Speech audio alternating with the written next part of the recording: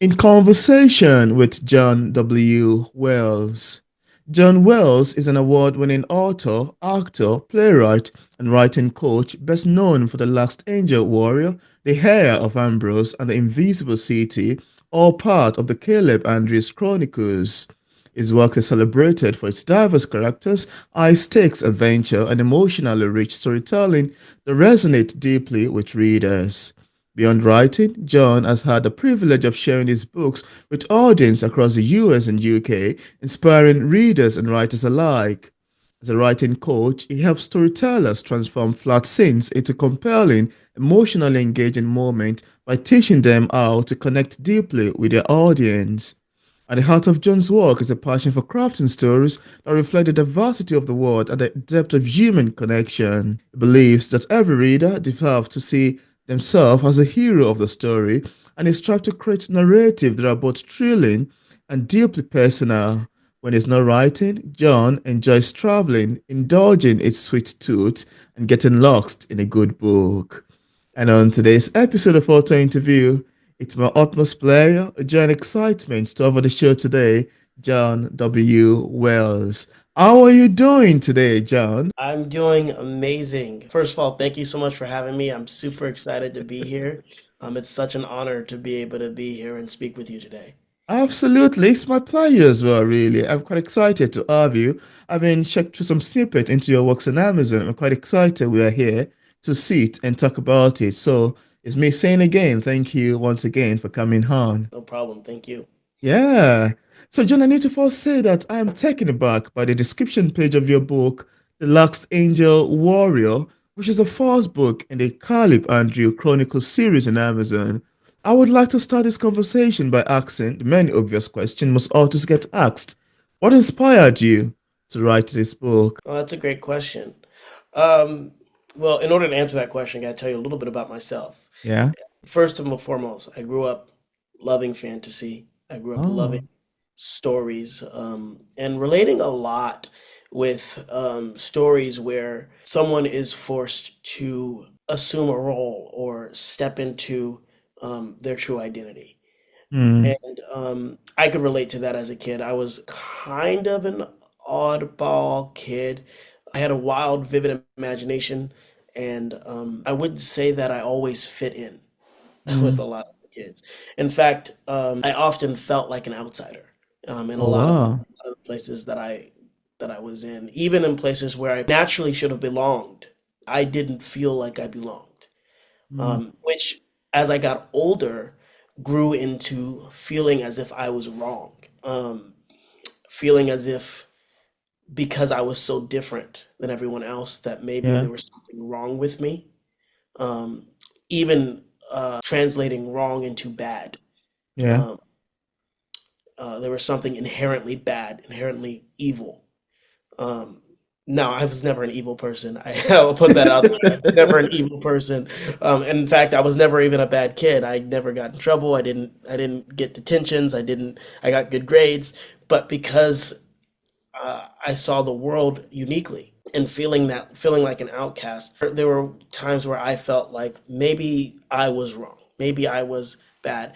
And the one of the first in the first chapter of my book, one Yeah. of my favorite quotes, Caleb, who narrates the book, it's a story in first person. He says, "I'm not going to be the good guy in this story. I should tell Hmm. you that before you get the wrong idea. You're probably expecting that I'm a hero, a chosen one, the savior. Hmm. I'm not. I am inherently and undeniably evil. And if Wow. you if you stick with me long enough, you'll see." Wow. Um, Well, and that just came from the depths of my soul. Now I realize now uh, I'm not evil, but I feel like writing those words and writing this book was the beginning of me realizing that it's okay to be different. yeah. Okay to see the world differently. It's okay to it's even okay to share your lens Yeah, and absolutely. not have to accommodate or conform or be who everyone else says you should be, whoever else Mm, wants you to be, and who everyone else expects you to be. yeah. Be you unapologetically. Mm. Oh, wow. I love your take on that, really, and thank you so much for giving up a snippet into the making of that. That's a beautiful, lovely background story you've got in there towards the making of the book. And also, I see that you have another book titled The Heir of Ambrose, which is a second book in the Kalib Andrews Chronicles series. For the sake of readers who haven't read that yet, and of course, without giving much information away, could we have a sneak of what we expect in terms of, say, themes and subject lines picking up the book? Absolutely. The Heir of Ambrose, it takes place it man, the story just gets deeper and deeper. It takes Oh, place in the same town, but we get to expand more in where Caleb lives. mm, In the first book, we really get to meet Caleb, and in the second book, now we know Caleb, but we get to see the world that Caleb lives in, which at the surface is just the same world that we live in. But mm, there are facets to the world that we live in that regular people don't know about. wow. I think the themes that we break into is actually what happens when you have a marginalized people group, and when Mm, those marginalized people group are separated. What happens in this story is that marginalized group actually ends up turning inwardly, turning on each other, um, and I'm dealing with themes of years and years of prejudice and discrimination yeah, when in reality, those people have more commonalities than they have differences. And they go further when they work together rather than when they turn against each other, like they have mm, for hundreds of years.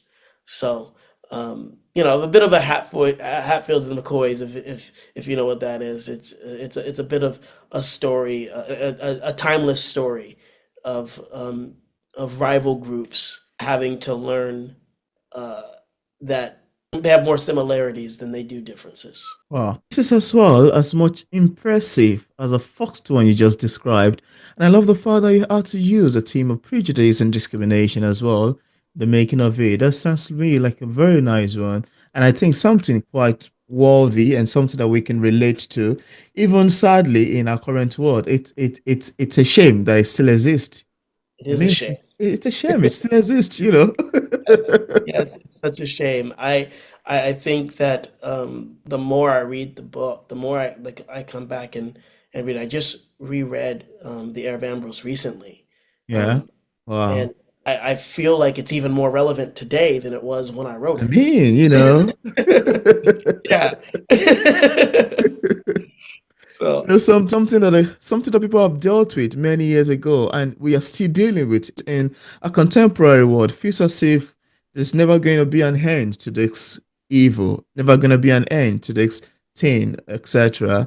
And yeah, it's really something worth talking about, and quite a shame, like we mentioned, so bad. Your book also blend action, mythology, and emotional depth, and you also emphasize the importance of emotional storytelling, which I think it's very important even in writing literature.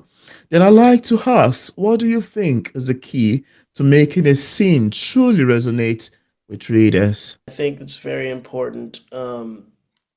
One of the things that I've noticed, I've been studying emotional storytelling for some time now, first on Yeah, accident, and then intentionally.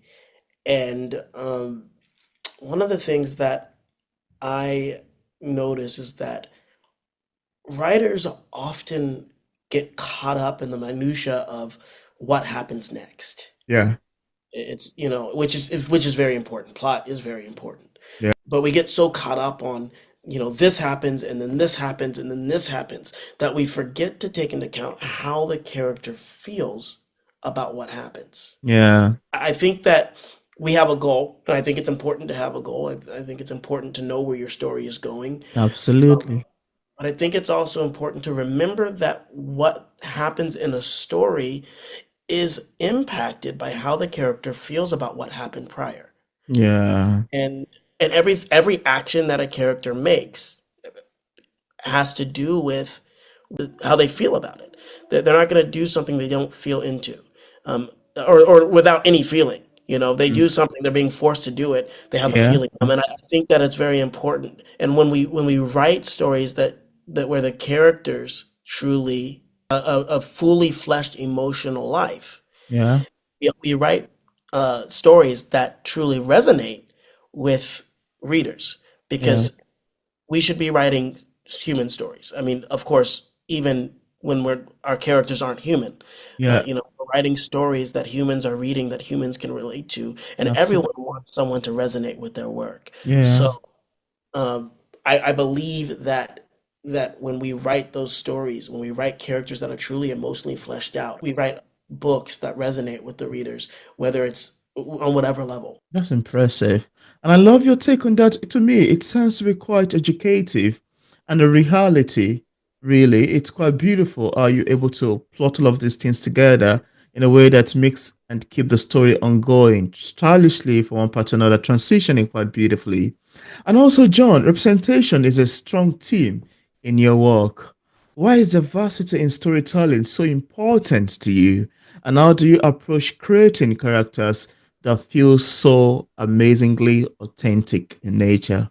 I love that question. So those are that question is twofold.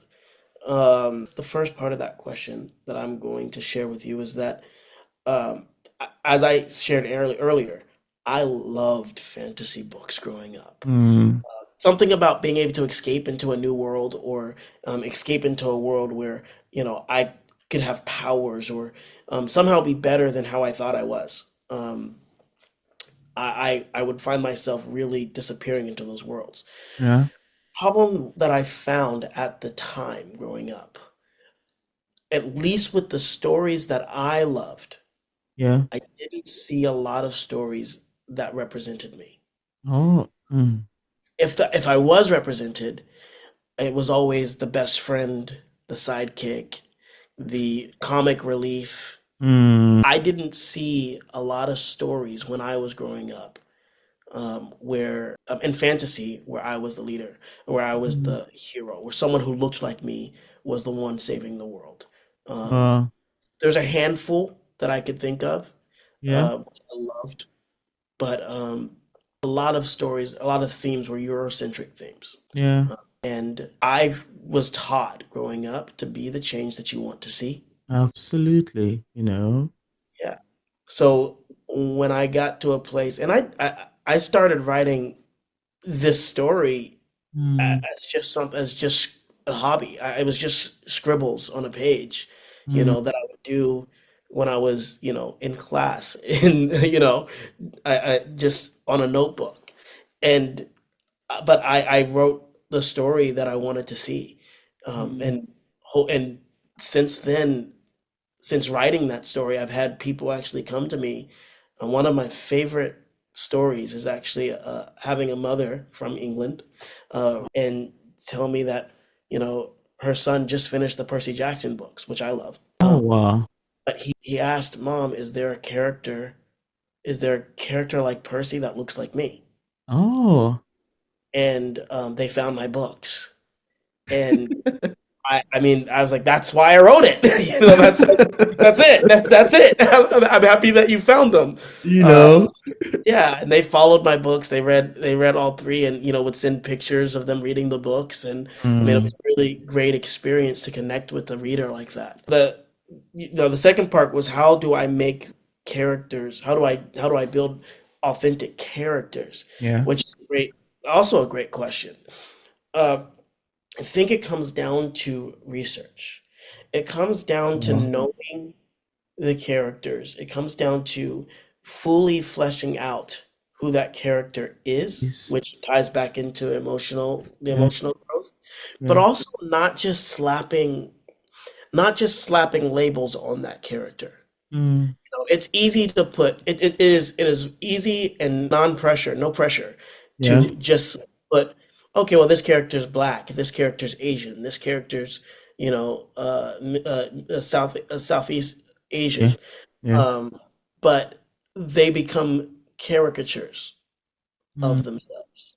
wow, So when you write a character, you have to know um, who that character is, yeah, what culture, what beliefs, what conflict, what obstacles, Yeah. um, inform their decisions. It's very good. I mean, I say part of your research is to talk to someone from Yeah. that.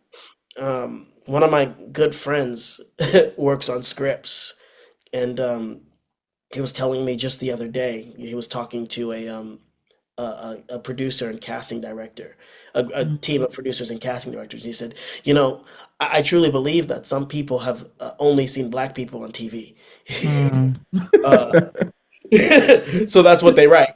They only write what they see Yeah. on TV. But it's important to talk. It's important to go out and meet people from the culture. It's important to, have start conversations. I have um, a girl from Pakistan, or at least Pakistan adjacent, and Mm. I went. I planned a trip to Pakistan. I didn't get to go, but I planned a trip to Pakistan. And even though I didn't get to go, I reached out to people who were living in the country and started talking to them, asking them Mm. questions. Yeah. So that I can better understand the culture. Now, ironically, my story is a little bit different because this character doesn't live in Pakistan, lives in a magical realm near Pakistan. But Mm. uh, I still, even with that, I still went and did the research so that I can be as authentic, or at the very least, non-offensive. Oh, wow. I love your extensive answer to that. To me, I find it to be very great and quite amazing, and it's quite deep, really. And thank you so much for that lovely illustration and answer to that question. I could learn from it too, part of the things you mentioned. Yeah, Thank quite you. great. And Thank you so much. I see that you're also a playwright, and you may want to agree with me that one of the things that I love too is to sit back and listen to readers' feedbacks. And you want to agree with me that one of the things that makes literature to be a bit complex is the fact that somebody can read it and interpret it different way. Another person read it, interpret it quite separately and differently. And no, we keep having different people's interpretation to a particular book that was read. And sometimes the readers might just, interpret the book in a way that suits themselves, in a way that, it's slightly different from what the author seems to convey. Sometimes it might be far from understanding the message and the actual message that the book tends to communicate. Sometimes they might get the message. Sometimes they might be close to getting the message. Sometimes they might be far from getting the message. And most of the time they might just hilariously misunderstand the message and interpret the books upside down. And as very funny as they sound, I would like to ask you, how do you feel when readers interpret your works differently than you intended? How does that make you feel? Absolutely love it. I love I love when a reader comes to me and tells me, you know, I loved your book, and there was this and there was that, and it's a book about this, and my thought is that's in there. Did I write that? um, Like, so, oh, really? Okay, no, I never knew. but that's the thing. That's the thing about writing truly emotionally resonant books, Yeah. that people are going to see it through their eyes and their lens. Uh, And if they could connect with it, and if, I mean, then yes, it is there because that's what they connected with. yeah. And so for me, I find the utmost pleasure, the utmost joy when a reader comes to me and says, this is why I liked your book. This is what Mm, stood out to me in your book that made me um, that made me uh, keep turning the page. And it has varied from time to time. But and even with negative reviews, I think you said, how do I respond to negative? It's a learning experience for me.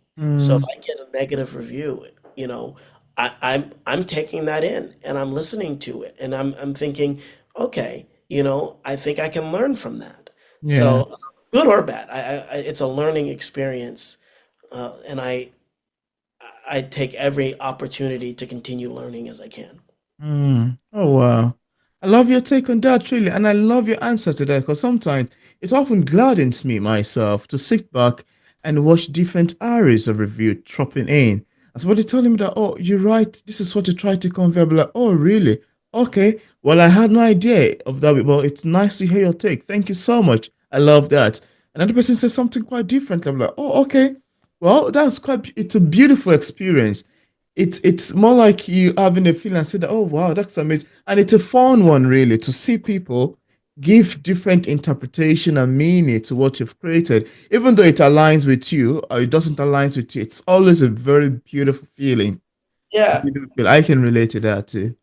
I love it. It brings me so much joy. Joy, yeah. But just when especially if it's something that I hadn't considered.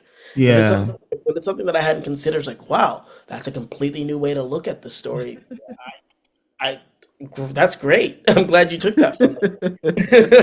That's amazing, really. Thank you.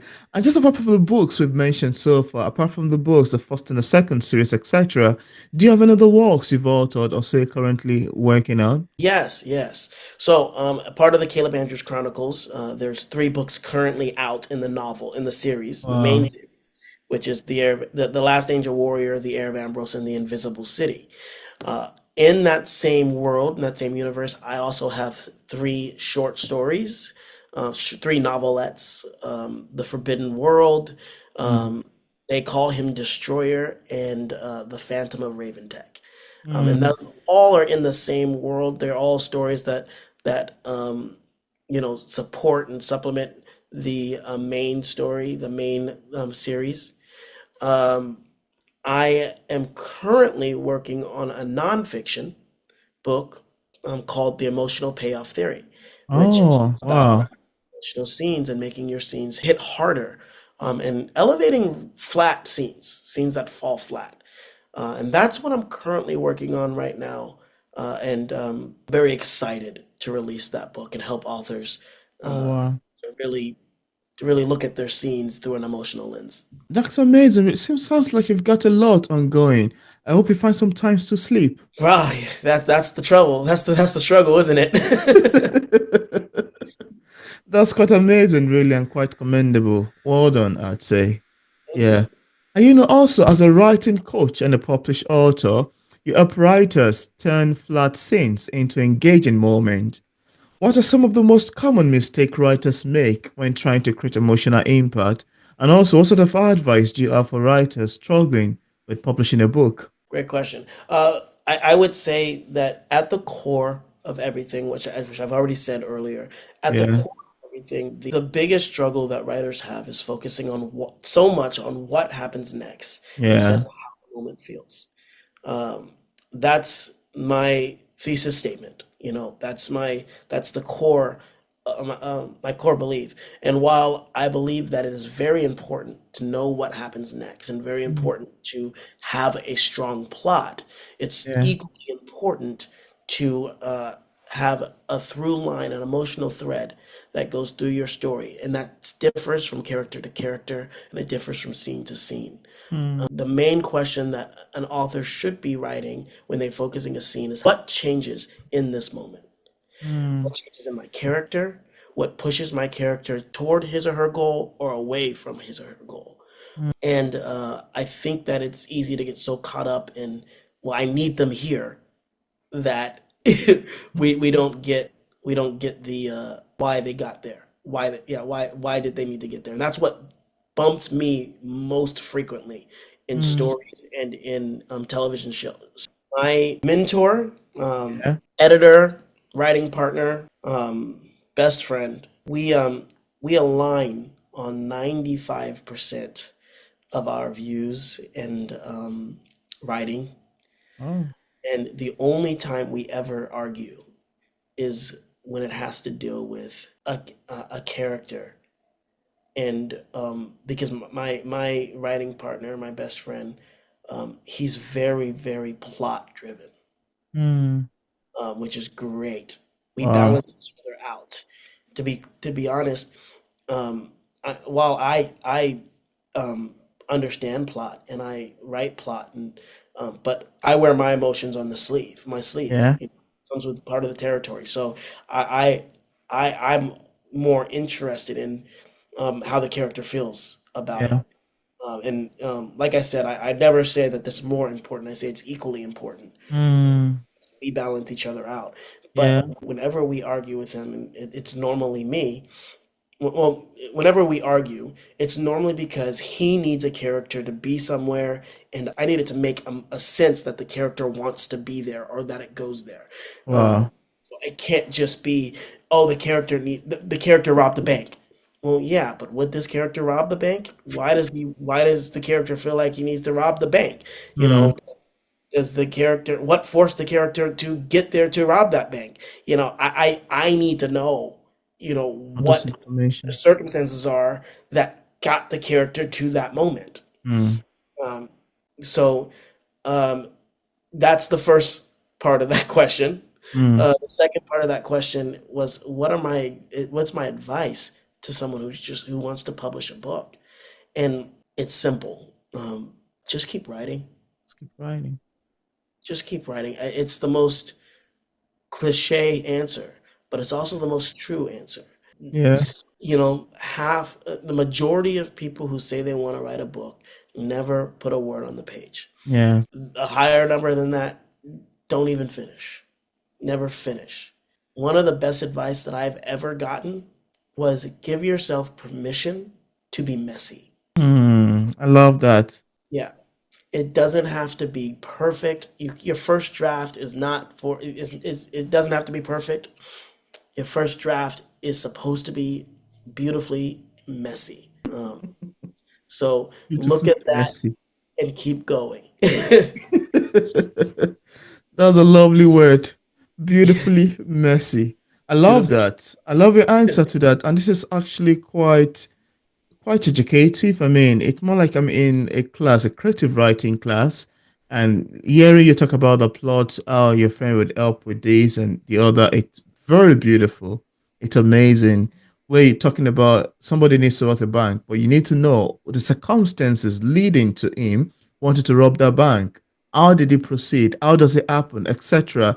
Those are one of the things that make story going on in a beautifully and a lovely, awesome manner that it keeps the reader captivated, head back to the chair till the last page has been read. That's a beautiful technique. I love that so much. And thank you so much for mentioning. Thank you. Thank you for mentioning that. Yeah, yeah.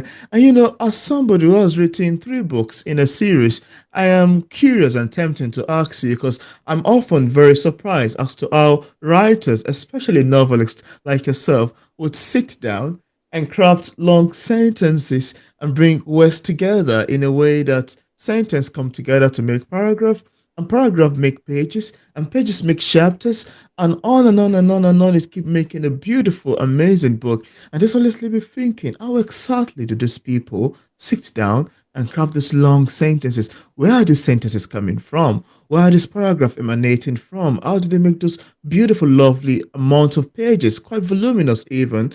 Yeah, and it always leave me thinking how they got the ideas and inspiration to write all of those trunkload of books. I mean, but then as far as writing is concerned, I'd like to ask you too, how exactly do you get your inspirations and ideas? Where do they come from? I think at my core, Mm. um, I'm a collector of people. That's not my word. Someone told me that, Oh, and not in a bad sense. I observe people, oh, and I can't help it, and I'm always looking at the motivations behind why they do something, and I get into long conversations with my best friend about they I wonder why they did that. They let's talk about that. And I think since I was a kid, I've collected personalities. mm. I've Curiosity. watched it. I think that's the way that I navigate the world. I don't think that it's something that I do intentionally. I think Wow. manage the world is by understanding people. And when I don't understand someone, it bugs me. Mm, When it comes to writing stories and finding my inspiration, I often start with a character. mm. Again, not intentionally. Um, but I think if I see a person, I can write a story about that person. Wow. Um, and like I said, one of the biggest arguments that I have with my writing partner, who he and I partner on scripts, he and I partner on writing Mm, screenplays, And whenever we do have an argument, it's normally because he's brought someone to me. He's brought a scene to me, or is it, I need this kind of character, and this is who that character is. If it doesn't align with what he needs done, it's like, well, that's not that character. That's not the character that you just brought to me. Yeah. you know. So often we have arguments. He's 30 years older, so he wins.